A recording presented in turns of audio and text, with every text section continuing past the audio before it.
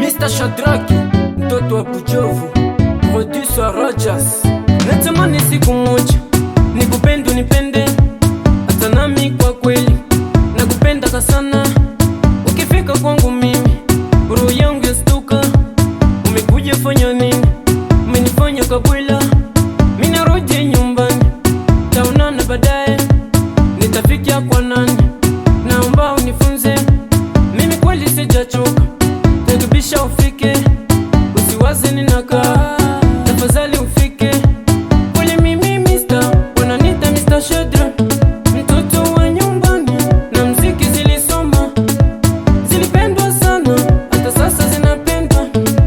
Naona mnalia, invisible unacheka, unapenda tu unani, mwenyewe ukuja, nikifika nawe uje, njoo tukunywe, kama nami nina pesa, njoo ndafika, yani jana nilipewa $50.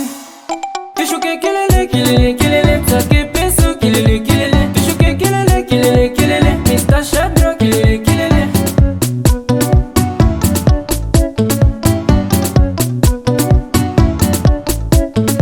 Hata nami ninajua kuzisaka pesani, nguo yangu nilovaa nilinunua leo, nilipana $55.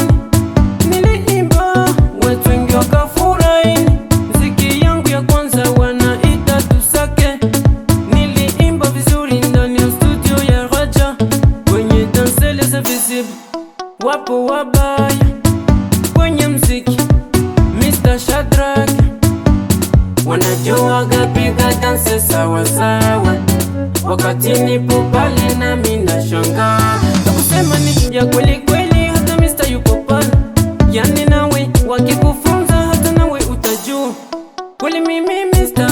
wananiita Mr. Shedra, mtoto wa nyumbani na mziki zilisoma, zilipendwa sana, hata sasa zinapendwa.